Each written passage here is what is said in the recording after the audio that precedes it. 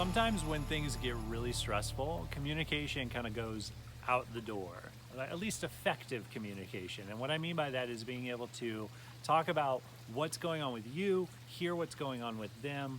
It just kind of falls apart in the sense of we're all trying to say what we need to say and get heard the way we want to be heard.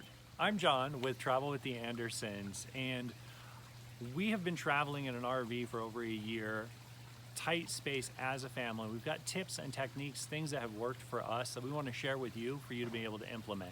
So today what I'm going to talk about is I'm going to give you 3 different tips and techniques for you to be able to start using inside of your home if you feel like you want to level up the communication, being able to be heard the way you want to be heard, being able to express yourself the way you want to express, knowing that your partner is on board with you as well. So let's jump in. The first tip is to take turns speaking. So what we do is we designate a speaker and a listener.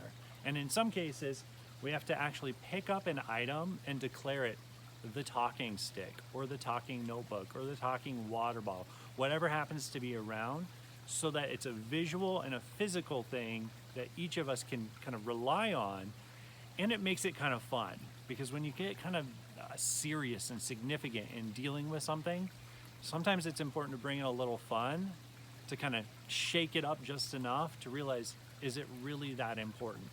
Now, the importance of this tip, not so much the talking stick, but designating who's going to be speaking, who's going to be listening, is that it gives the person a chance to fully express what's there for them.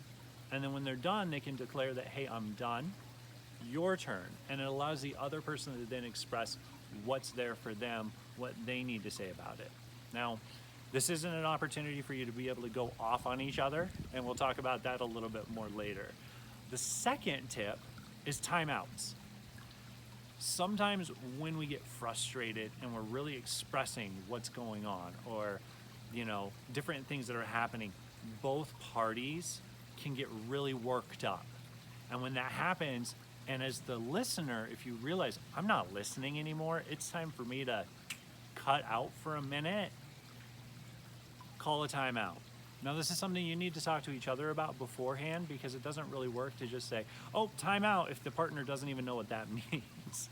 So you want to be able to set it up ahead of time and say, hey, these are techniques that I really want to use. So maybe have your partner watch this video as well if they haven't, just for these quick tips. But the reason the timeout is so helpful is it truly gives you a chance to take a moment, decompress, come back, revisit it fresh and new, knowing that you can actually listen to where they're coming from. That's the important part here as well, is when the speaker's speaking, you want to listen to where they're coming from. And then when the roles are switched, you want to know that they're going to listen from where you're coming from. So that kind of brings us to tip number 3. I'm going to check the notes real quick. Tip number 3 is try to avoid any kind of blaming, pointing fingers, things like that. Sometimes when we get worked up, it's really easy to say, what I'm feeling over here is actually their fault, or they're doing this, things like that. So you want to practice using language that is kind of like, I feel like, it seems like, because understand, when you're upset. That's over with you. When I'm upset, it's over here with me. That's actually what I'm experiencing. For instance, I feel like I'm the one who always does the dishes. But that's over here. I feel like that. Is that true? Is it reality? Well, Kelly might instantly feel like, wait a second, he's saying I don't do enough or who knows what. But the reality is, if she's listening from the space of like, what's going on with John, then she hears, wow, John feels like he's the one doing all the dishes. Or, hey, I feel like the kids aren't listening to me, or it seems like they're just ignoring what I'm saying. That's me expressing what I'm feeling over here.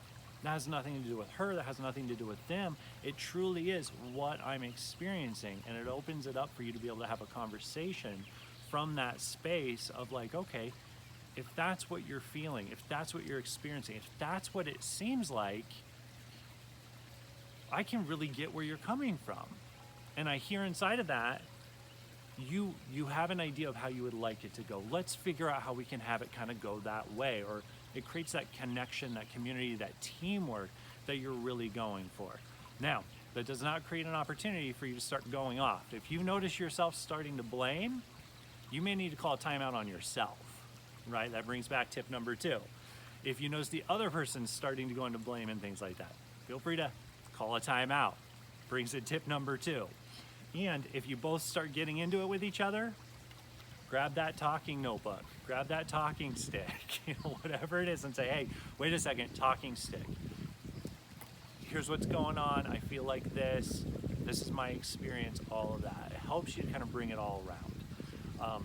Those are just the 3 quick tips we wanted to share with you guys. Now, I do have a bonus exercise that if you want to level up your communication as well, feel free to jump into this. The bonus exercise is practice repeating exactly what the other person said. You can do this with kids. It's so fun. They say, hey, I want a peanut butter and jelly sandwich. You say, you want a peanut butter and jelly sandwich. You're not adding anything, you're not taking anything away. You're helping them know that they are heard. When your wife says, I really need a break. Wow, sounds like you really need a break.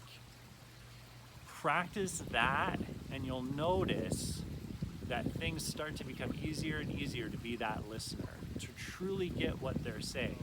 Kelly had a really good point. Just don't turn it into a copying game, because that gets really annoying fast. Now, one thing I did forget to mention with number 3 is when you're expressing what you're feeling and what's going on there, maybe practice that when it's not so heated. Take some time to just express, hey, it seems like this, or it feels like that.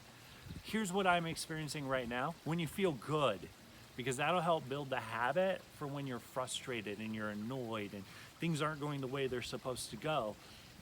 It'll help.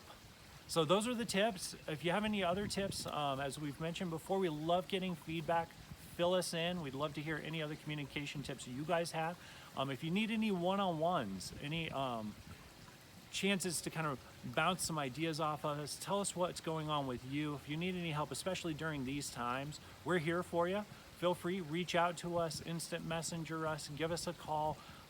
We're here to help, and just know we're part of your community as well. So thank you for watching. Share this with as many people as you feel this is gonna benefit. So just remember, guys, stay safe, stay smart, and stay sane.